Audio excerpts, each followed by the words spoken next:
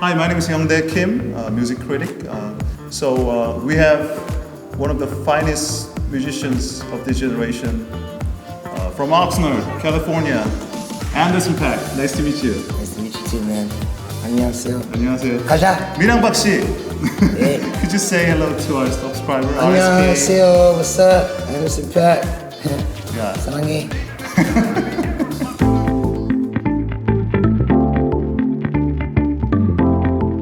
Paak or Paak or Paak? Actually, okay, I'm gonna say this right now. So it's actually pronounced Paak, and it's my mother's original last name because she was adopted from Seoul. But when I changed my name from Breezy Lovejoy to Anderson Paak, I started saying Paak because I wanted people to think that like maybe it could be like a band or a group. You know? Right, so, right. But I let people just it's interchangeable. Right, right.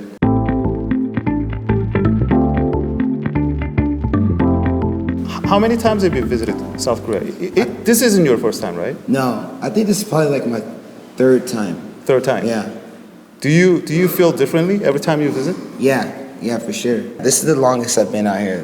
This time, I've been here for about a week or so, and it's been really cool. Every time I learn more about the city and the people. Right, right. What about the culture? The culture, yeah. They love coffee and. Isn't it weird? Isn't it weird? And I'm from Seattle, and people here in Korea loves coffee so much. Nah, it's cool. I love coffee too. It's my kind of city. Okay. Yeah, but I love the culture. It feels cool to come from like Los Angeles and go here, and where it's like really clean and the people are really nice, and it's just lots of good shopping. And, right.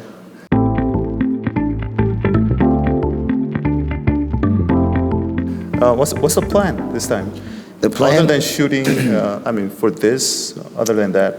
I was actually shooting a movie out here. A movie? Yes, and I've been working on a movie for about 3 years now, and we just wrapped it up. And I was shooting out here for about a week or so, and the movie is with me and my son. And we just finished it. Other than that, I just been having fun. I did a DJ gig. I have an alter ego called DJ Pee Wee, and I did a gig at Soap, I think it's called, and that was cool too. Do you have any like special, very personal plan, like the place you want to visit or the food you want to try? Yeah, I want to go to Busan. I've never been there. Yeah. Okay, it's a nice place. And I want to go to Jeju Island. Yeah. I didn't try the live squid yet. The live squid. Oh yeah. Squid, live squid. Yeah. That's something you'll be so surprised. Yeah, it's good. Yeah, the texture. I mean the taste. 맛있어.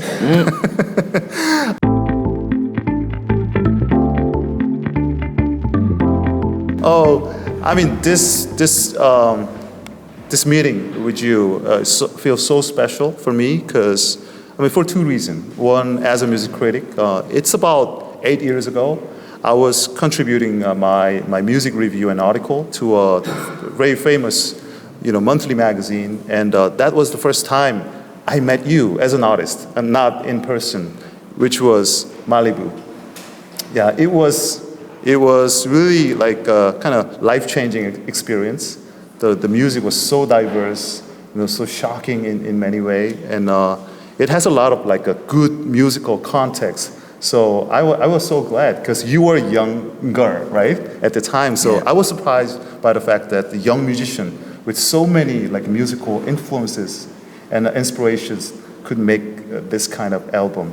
Yeah, still sounds so unique. Still, Malibu. 고마워.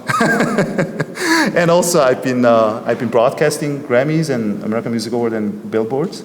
So I met you. From the screen, on the screen, and now I met you in person. Yeah, it's an honor.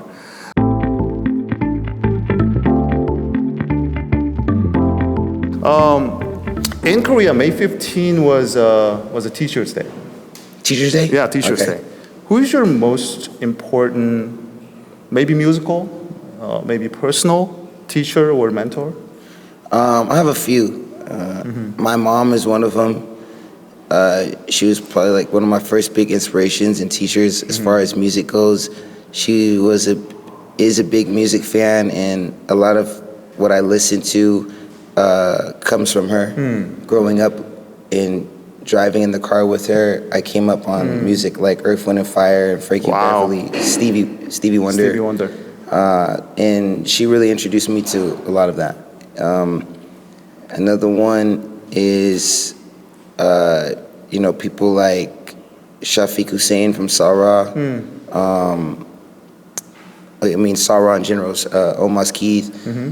I had drummers that I grew up with in church that taught me a lot.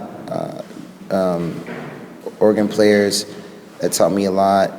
I had mentors that, I had a manager back in the day, that Brian Lee, who really put a lot of installed a lot of game in me early on.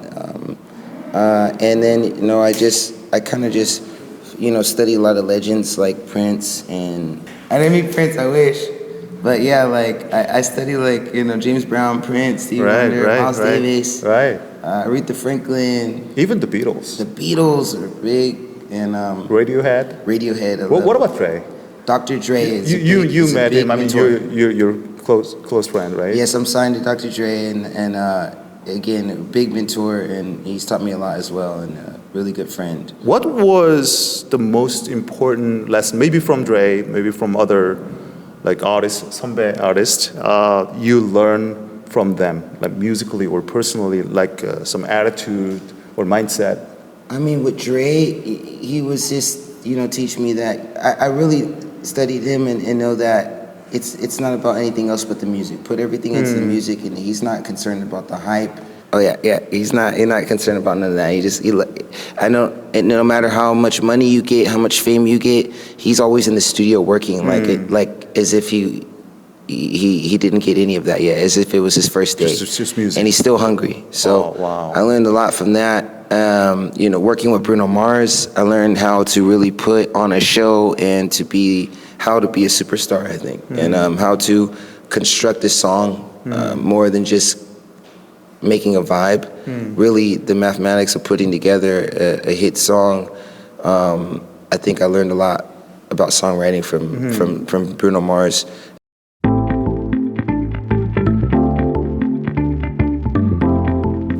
Well, among the many lessons or insights, is there any a special insight or kind of life lesson that you want to teach, the coming generation, future generation, musician? Yeah, I think the younger generation. I'm really inspired by the younger generation, how confident they are, and I just would say that you need a work ethic. And a lot of people think that things just kind of happen overnight. And so a lot of the younger people, they get frustrated because things are not happening for them. And I feel like you get what you want in a sense, and you get what you actually do. And if you're not working on something and really not putting the hours in it, then you're not going to get a result that you want. And I think a lot of younger people think that they can get the results without the work, and it takes a lot of work and a lot of time and a lot of attention and hours put into your craft in order to get to a certain place. And just know that if it happens for another person, that's fine, and what happens for them might not happen for you. And you can't want the same thing, or you can't expect the same thing if you haven't put the work in. So I just say it's great to have talent and looks and all this stuff, but you really have to put a work ethic in, and you really have to put hours in when people aren't watching you. Yeah. No simple trick, right? Just work hard. Yeah, and some people are naturals. They just have it, and some people have to work their ass off. But I think work ethic is something that everyone should have. Great. When you're older, when you don't look as good and you're not as young, that's something that's going to really carry you, and you look back, and it's because of all the hard work you've done that you have something, when you're older. So.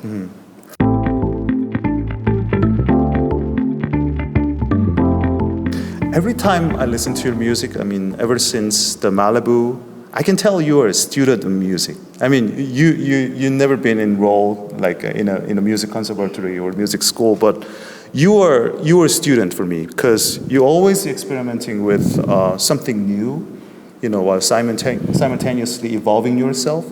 What is the driving force, behind that?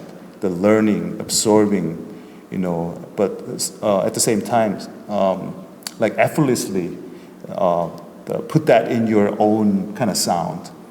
Yeah, I'm really curious. I think just by nature, I find things super interesting, and I want to learn more about it. When I find an artist that I like, I want to know everything. I want to get all their albums, and I want to listen to their lyrics, and I get obsessed with everything. If I want to start DJing, then I want to learn how to mix. I want to get better at it, and I want to set goals, and all of those things require research and being a learn-it-all as opposed to a know-it-all. That's just me, and I've done I don't know how many albums, like there's so many albums at this point that I'm just trying to keep it exciting for myself, and I'm trying to do things I haven't done yet, and I'm trying to keep it fun for my fans and take them on a journey with me. And I know my fans are growing. I know I'm getting new fans, and I don't ever want them to think that they got me figured out, or I don't ever want to feel boxed in. I just want to keep it exciting and fresh, and I like being put in new positions where I have to learn and try to master a new art. And I like that with music. Like, what haven't we done yet, and what haven't we tried, and how can we try something new? And I'm really into as technology grows, trying to work with it and figuring out how we can bridge the gap with bringing the old with the new. Right.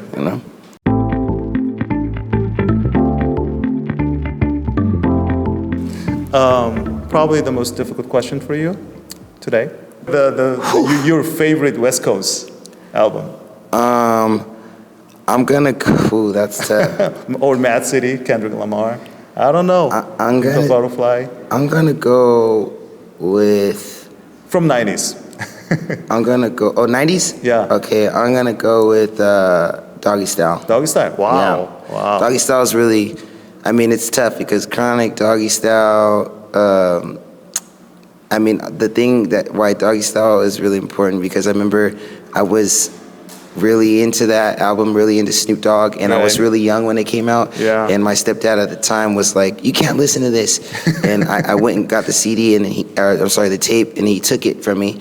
And then the next day, I remember hearing him playing it in the car, like bumping it. And I was just like, "Damn, man!" Yeah, and looking at all the videos, I wanted to dress like that, everything. So, yeah, that was a big influence.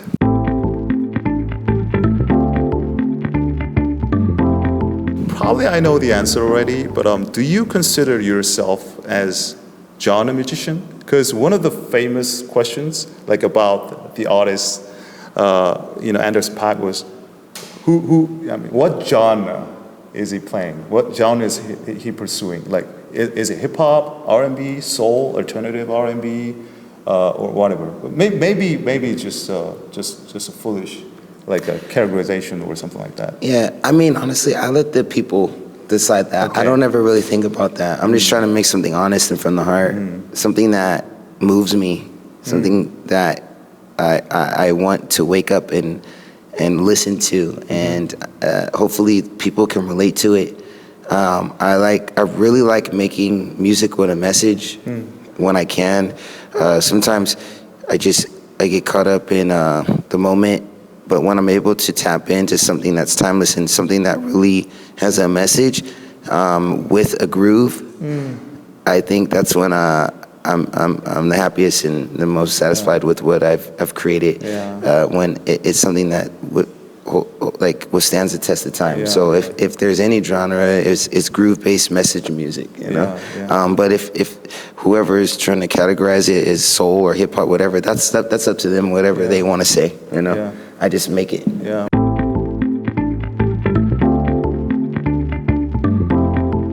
What makes you inspired? I mean, the most. I mean, what kind of situation do you feel like I want to write a song? I get a lot of inspiration from conversations. When I meet people, from experiences when I go out, from movies, from books. My family, but I'm very into, I think people just in casual conversation, or it's poetry all the time. Right, when people are talking and I hear stuff, it's like, wow, that's something to me. Let me put that on record, and that's where I get a lot of stuff.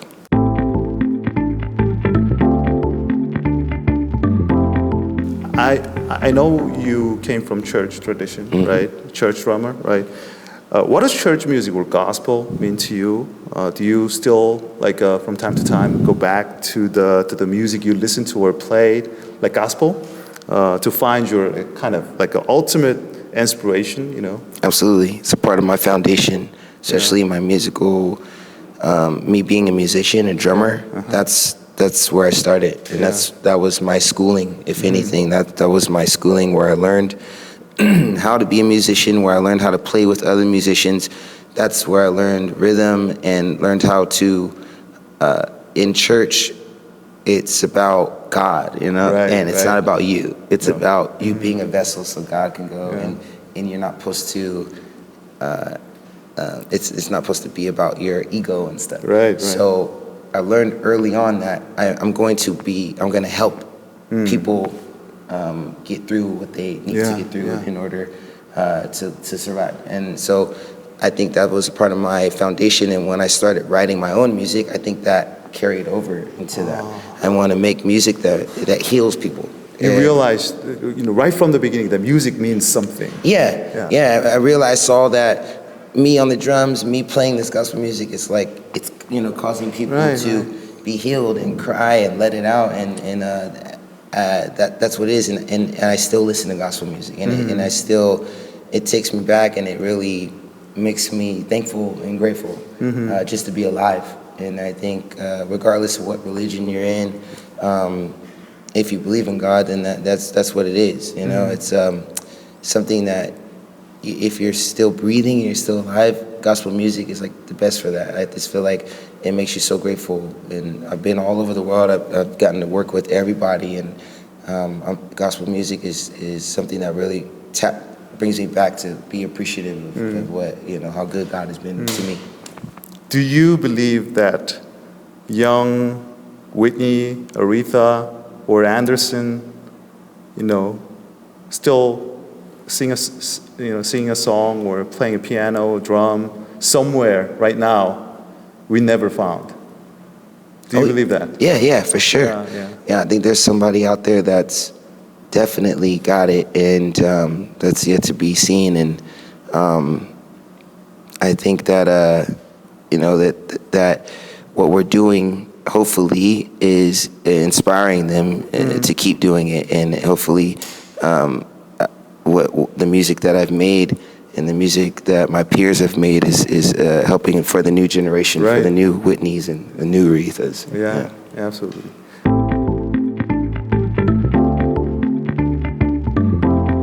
Are you following the K-pop scene recently? Any acts that you have your eye on, or you wanna work with, or just looks cool? A couple, cool. New Jeans. New Jeans. Blackpink, of course. Stray Kids. Yeah. You're quite updated. I mean, a little bit. I worked with. They were so cool. What's the group? Oh my God. aespa. aespa. Yeah. Right. aespa. aespa's very cool. They're one of the biggest right now. aespa is great. They were. I had them put together a drum set.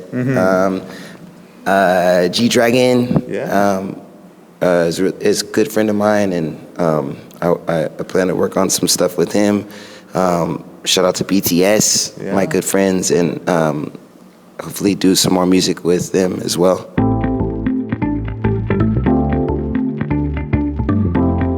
Do you believe that, other than K-pop idols, like other genre musicians, like rock, hip-hop, indie, The Rose. Yeah. Would they be relevant in the U.S. market, like in the future? Do I believe that K-pop will be? Yeah. Absolutely. Other than a K-pop idol.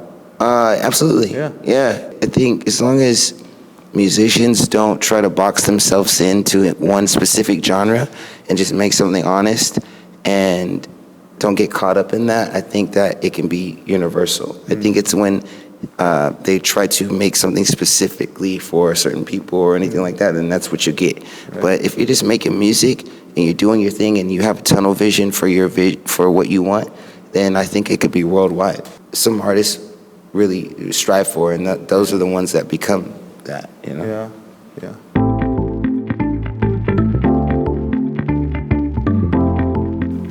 My last question: What is authenticity in music?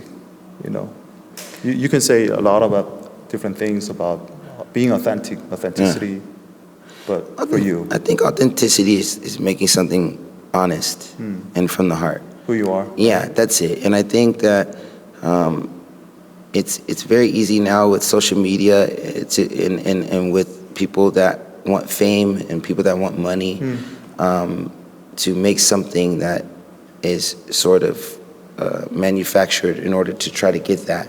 And some people try to make a formula and all this stuff, but I think being authentic is being honest with yourself as an artist and not caring about any of that and just expressing and throwing it out there and being brave to present it and then knowing how to present it and knowing how to promote it and being consistent with your brand and all that stuff. I think that's authenticity and being free. That's what authenticity is for me. Sure, thank you.